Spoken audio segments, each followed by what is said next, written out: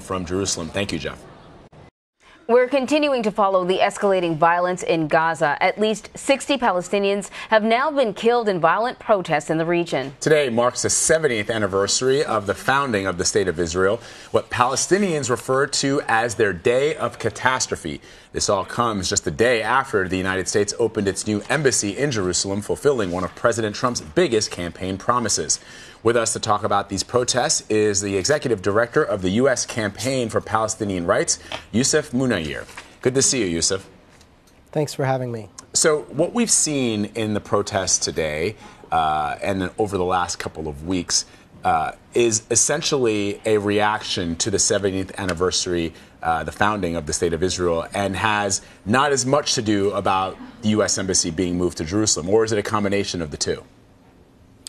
Well, no, it's not really about the moving of the U.S. Embassy to Jerusalem, even though that is a very important decision that is something that Palestinians and people really around the world object to for other reasons. And these protests are not about the creation of the State of Israel either. These protests are about Palestinians demanding their basic rights. Today, on May 15th, Palestinians mark what is known as the Nakba. The Nakba refers to the period from 1947 to 1949 when the vast majority of the native inhabitants of Palestine were expelled from their homes or fled during hostilities and were then subsequently denied the right to return to their homes by Israeli forces and the new founded Israeli state. So what Palestinians are marking today and in these protests that have led up to this day is their depopulation, their ethnic cleansing essentially, and the fact that they have been denied a right to go back to the towns and the villages where they are from. And they're challenging that. They're challenging those policies of denial with these protests. And as we have seen, the Israeli state, as it has been willing to do historically going back to 1948, has used a brutal, lethal force to prevent that from happening, to prevent Palestinians from going back to their homes, to prevent them from leaving what is essentially now an open-air prison in the Gaza Strip. You know, you talk about a sort of brutal, lethal force. The past couple of days have been amongst the deadliest in the several weeks of protesting. We've seen children being killed. And I think, you know, Vlad and I, well, I don't want to speak for you, Vlad, but certainly yesterday I was struck by the different images of the protests along the Gaza Strip and the ceremony in Jerusalem, where there was elation and celebration. And I thought to myself, to what end? What these protests, what is the short-term goal, and what will bring them to an end?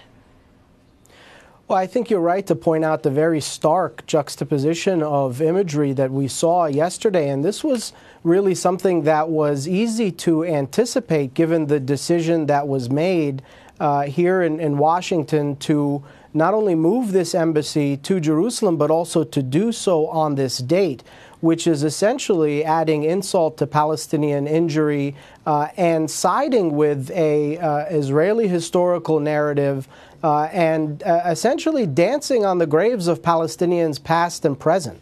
And so this was a very, very incendiary move and decision.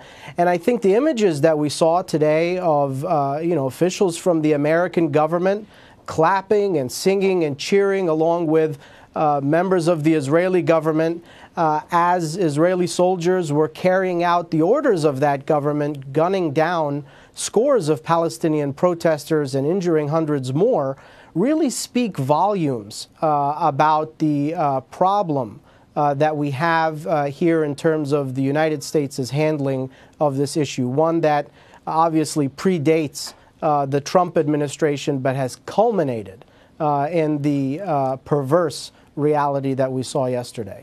Yousef, having covered the region, I just wonder, and Anne-Marie and I have been talking about this as we've been watching the carnage unfold.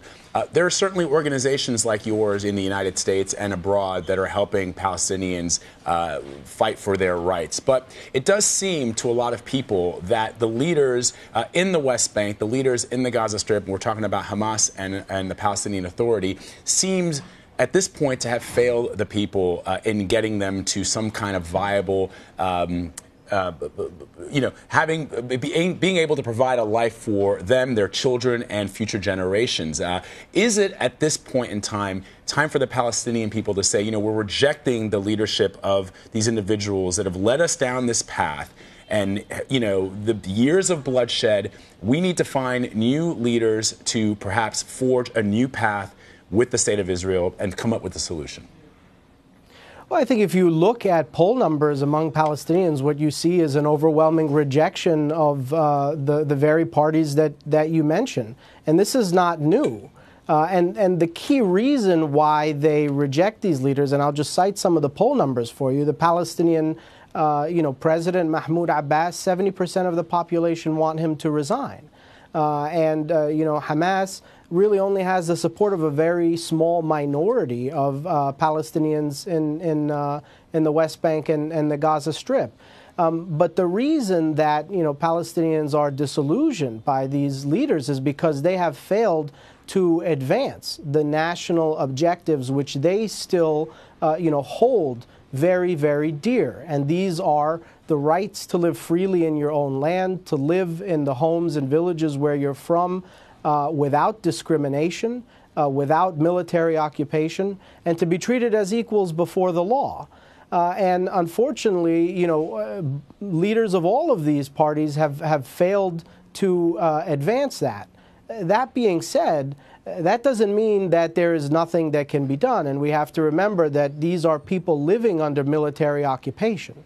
And we have a role to play here in the United States and elsewhere in demanding that our own governments address this issue in a more serious way, demand accountability, and demand the end of the denial of Palestinian rights.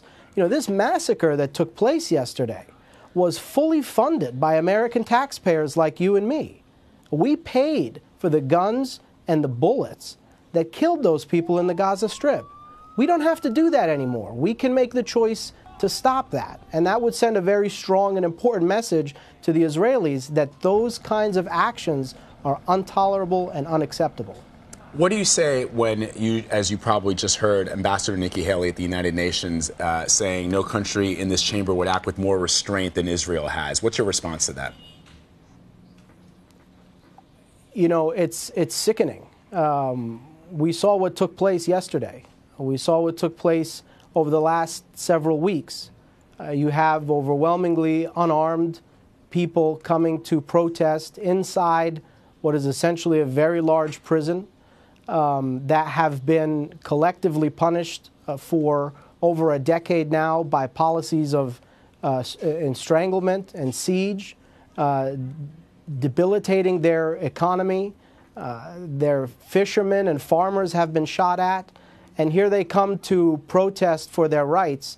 And the Israeli military sends their snipers to sit atop the dunes from a distance and pick these people off, again, with the rifles that we Americans have paid for. And this individual that represents the United States in front of the international community wants to applaud them for restraint.